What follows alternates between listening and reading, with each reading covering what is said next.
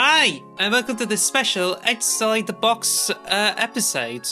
So, we got ourselves some new news from Pokemon Presents, and we got lots of other bits we're pretty much not interested in. But the biggest thing we ever got is not the Virtual Console games, but we do actually have DLC announced, which should be ever there, which is the Hidden Treasures of Area Zero. There's the first pack will be known as...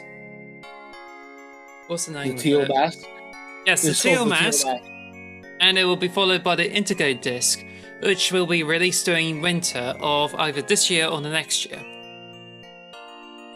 So hi, my name's Lewis. We usually do the intros as well. So this is Alex, and this is our off-topic discussion, our outside-the-box discussion of Pokemon Presents. Mainly going to talk about the DLC, but we've got to talk about Pokemon Sleep, Game of the Year, a game about sleeping.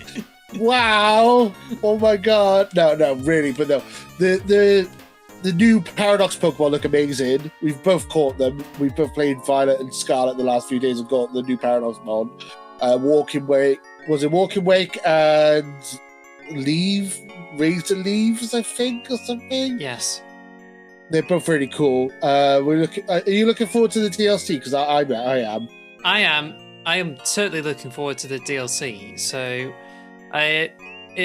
basically, this one is you have the first part of the DLC, which is coming out fall, which I assume is of autumn, and it basically involves where you travel along into this special part of around Palguria, and it involves you go into some kind of festival, and it has all this Japanese theming around it, and I think there's some really interesting parts with it where you've got the masks representing the new kinds of Pokemon, and you've got the Hanabi fireworks, and then you just get to encounter some new Pokemon. And this involves you discover 3 Pokemon, which could be part of a legendary trio. And you also got this very special, a very special Pokemon that you get to encounter. And I think it will be in the same way with one of those Pokemon from what I believe it could be from. I think it was in the Isles for the Sword and Shield, and you get this Pokemon you can train and evolve into one of the different forms. And I feel with of the Pokemon there, it's just I just feel this one is likely to use different masks and probably get different powers. But what fascinates me the most is that you have a 3 Pokemon who actually involves I think it was 3 Pokemon that involves a monkey, a bear creature that could be a dog or something. Yeah.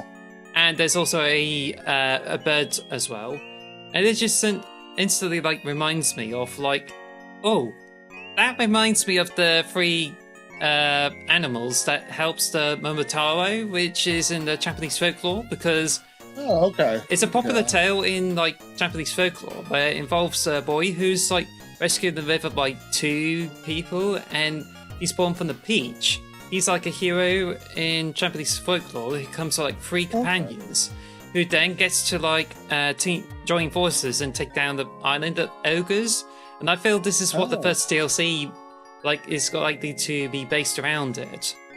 Also, there's some 2 possibilities where one of them is just it's quite possible that the mask Pokemon could be using masks based on the other animals, and it's based on the masks in the stall. But I think the most likely thing is that you probably have a 3 Pokemon there, and it could likely to turn into their Sentai form, the Power Rangers. So it's just so they turn into their own Power Rangers thing, and I think it's a new feature of the terrestrialized function. Instead of having a new type, they also get their own forms as well. So I think that's where it plays into this part. But the box legendary of this DLC, I just don't know if it's likely to be a antagonist or even the hero. And it's obviously got a face hidden behind the mask. So I think it's really interesting to see how it develops. I think it's going to be obviously a new legendary. I feel like maybe there's 3 new Pokemon. Maybe one of them will be like a new starter, essentially. Like maybe you get one of them to begin with your new adventure of the island, the festival. You might get like one of the 3 starters, as there was a new starter in the festival area, maybe. Yeah, and then you have to level it up. That might be an interesting way of doing it. I don't know. That'd be interesting. That's a new legendary, the Teal Mask. It looks a bit strange, but I'm interested to try it out. and it's also the most exciting thing with it because I get to explore Japanese folklore and the themes there, and I think it's like a breath of fresh air. It's a bit similar to the Crown Tundra, I believe, but it's going to be like really interesting, and I really love the designs in it. So, I mean, the only thing is I have to wait months for it to come out, and I just really hope this is going to be a huge thing. So I'm totally excited for it. But the next DLC, which is coming out this winter, is going to be a very, very interesting one that's likely to follow the story of Scarlet and Violet. Indigo Disk, coming out this winter, will be set in a remote island, and you get to visit the Blueberry Academy, where you get to encounter research based on the islands, you get to discover lots of different Pokemon with it as well. So yeah, and speaking of which, you definitely get this part where I don't know, like it could be like aquarium or something like that, but you encounter like new Pokemon, discover some like different Pokemon, and you get to encounter new battles. When I first saw it, it just kind of reminds me of Battle Frontier. But I think the biggest thing is the story that leads into like discovering what's just known as the Terra Pagatus, or whatever this is, and it's got like different Pokemon, different types on each shell. And I feel based on the teasers of the story of the Scarlet and Violet's ending, it just certainly like points out to this possibility, and I think it's just going to be really fantastic. I'm very excited to try it out. Like, I'm wondering if it's gonna have multiple types or like or it changes types. I don't know. It'd be interesting to see. As you said, it's got like a shell with loads of types on it, which is interesting. It's also very likely that this one will be responsible for having Terra crystals scattered throughout Palkia, and of course, the island's going to be based on the Palkia region is based on that Pokemon. And we'll be able to find out how this Pokemon connects to it, and it would be very interesting. There's a speculation it could be like just as big as Palkia itself, or it could be just like a smaller form of this Pokemon. But it's going to be very groundbreaking, and according to the sources there, it could lead to some like interesting gameplay mechanics that could change up the entire game. So. But apart from that, it's like we may actually go into the area where we discover new Pokemon, and we also get a Battle Frontier experience, which I hope it is, because we certainly enjoy the Battle Frontier of Emerald and of course Platinum. Yeah. What do you think? I agree. I would love to, because I feel like the post content for Scarlet and Violet, we both got the full Pokedex, and it's kind of nothing. We've got nothing to do now apart from Scarlet and Violet. So it would be good to have some post content stuff, like a Battle Frontier. I think would be fantastic, just to keep us coming back. I would totally be down for that. Yeah, I'm sold if that's the case. Hope so. Fingers crossed. I would love it if they had like in the DLC for Sword and Shield, they had like raid battles where you can get a lot of rare Pokemon. I'm hoping that they'll have something like that as well, where we can collect a lot of rare Pokemon, and hopefully a good way of shiny hunting as well. Fingers crossed. Well, there's already like Pokemon Bank compatibility, where you can actually transfer certain legendaries into the Sword and Shield. We're still waiting for Pokemon Bank. They could be released during the spring. So we can actually get those Pokemon in, but who knows? Yeah. Anyway, I mean, the only thing I'm disappointed about is the fact that it's fall and winter. Yes. So basically, we don't get anything for like another 6 months, 7 months or so. I thought we might. I was hoping it'd be summer and winter, or like spring and winter. It's a bit disappointing that we're gonna have to wait till like October, September time, probably till the next part. It's going to be a bit of a wait. Bit of a drag, but we'll see.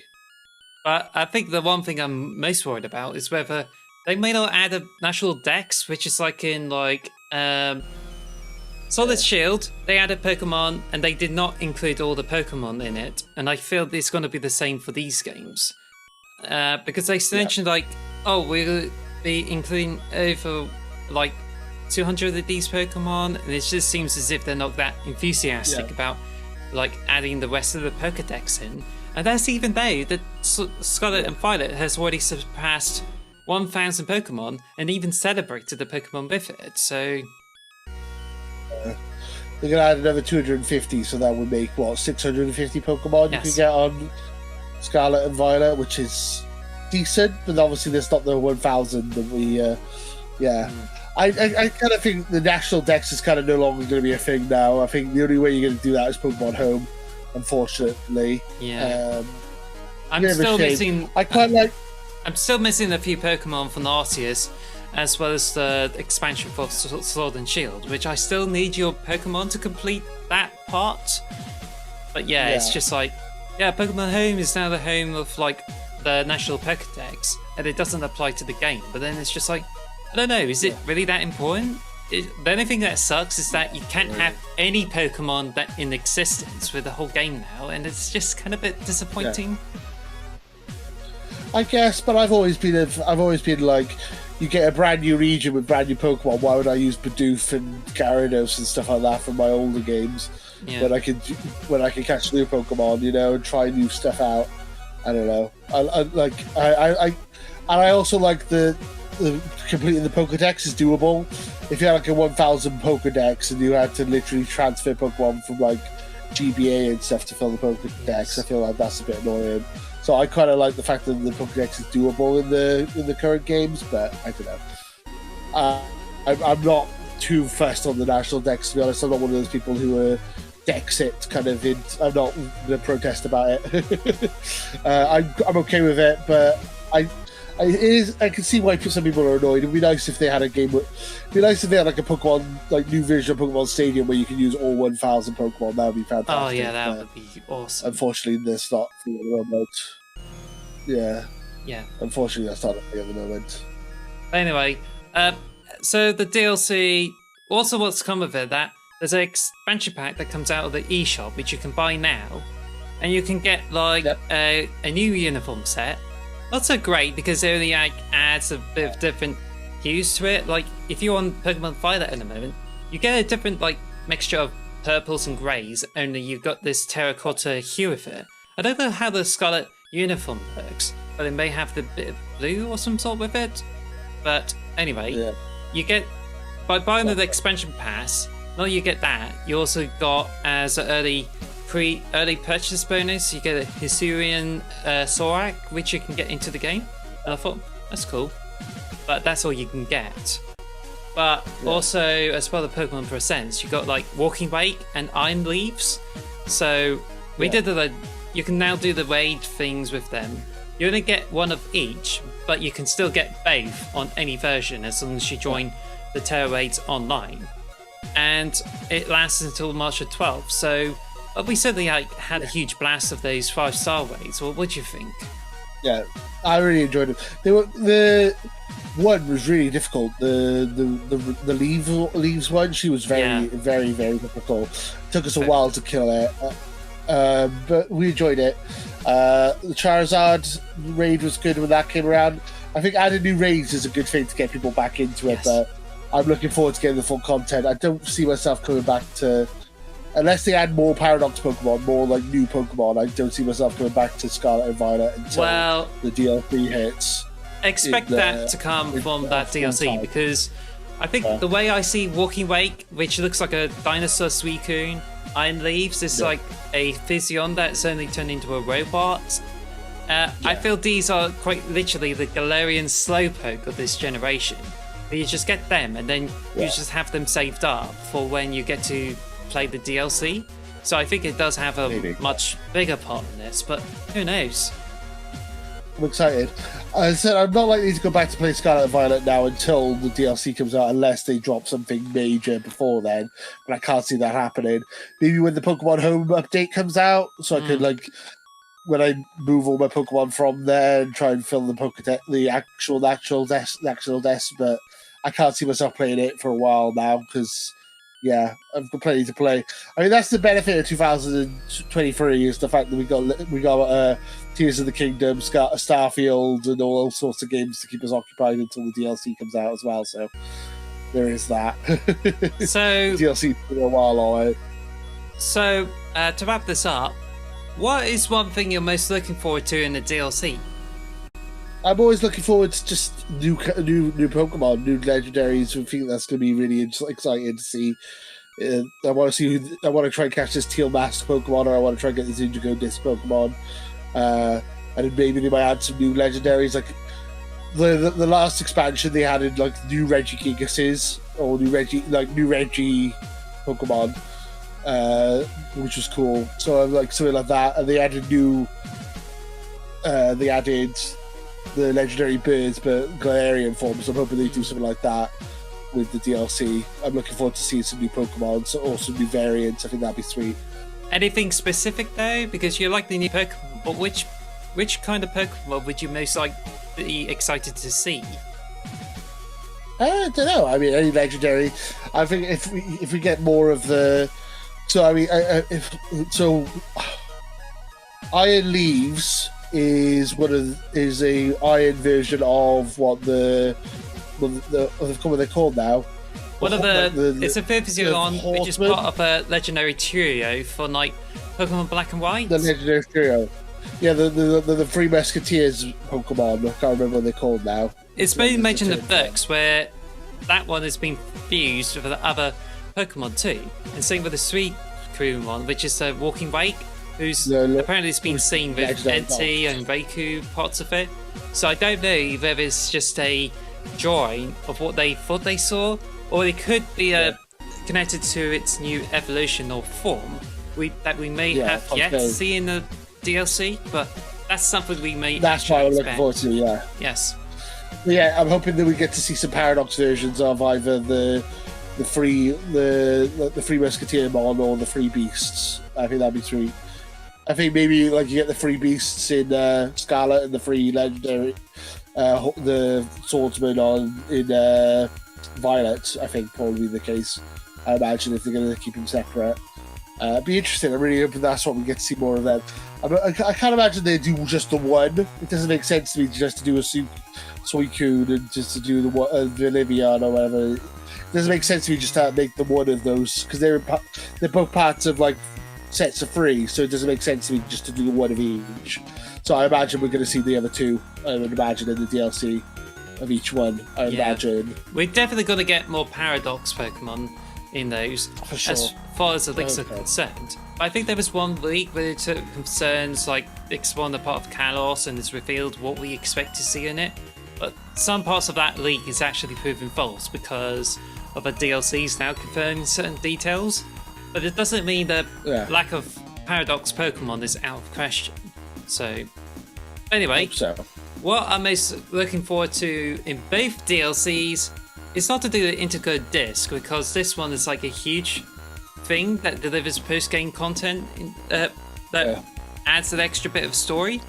It's actually Teal Mask, and I'm interested to see what develops with the Mask Pokemon and the free Pokemon, which I believe are a legendary trio, and also what their connections are to the masks that's displayed in the trailer. I think this is likely to have a humongous part, and I'm really interested to see how this develops. So I'm really totally excited for it, and I'm still thinking about it more than the Indigo Disc. I'm just looking forward to trying some new Pokemon stuff out. I always enjoy playing Pokemon.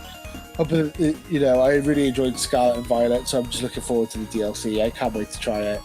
I just wish it was sooner. Why does it have to be fall? God damn it. As I said, at least we got Tears of the Kingdom and Starfield to keep us busy until that point, so yeah, hopefully. Anyway, so we need to wrap this up, so thank you for listening to our discussion on the DLC. If you have any comments, like what's your favourite part of the DLC, or what really excites you about it, or whether there's some other stuff of the Pokemon Presents that you would rather want to, that you actually are most excited about, What about the Virtual Console Red and Blue for Switch? Would you prefer that instead of the DLC? Please let us know in the comments below, and be sure to like and subscribe for more content. So, thank you very much for listening to us. Yep. I was going to say, if you want a spoiler cast for Scarlet and Violet, that is something we've been thinking about doing for a while. If that's something you would be interested in, let us know in the comments below as well. We're just not sure if there's enough interest in it, but that is something we would like to do, because we both enjoyed the story of Scarlet and Violet, so I'd love to be able to discuss that more. That's awesome. Yeah, let us know if you want to hear our thoughts on the story of Scarlet and Violet, because it's definitely, well, it could well be the best story of any Pokemon game, and there's plenty to talk about. And we already mentioned about Paradox Pokemon, so if you want to hear our thoughts on the story, then let us know in the comments, and we could get around to getting it done. So anyway, thank you for listening to us, and hope to catch you later. So thanks, guys. Take care. Bye. Bye. Thank you for listening to the X Marks the Box podcast. Follow us at xmarksbox on Twitter or X Marks the Box on YouTube, and follow us on all audio podcast services. Thanks for listening.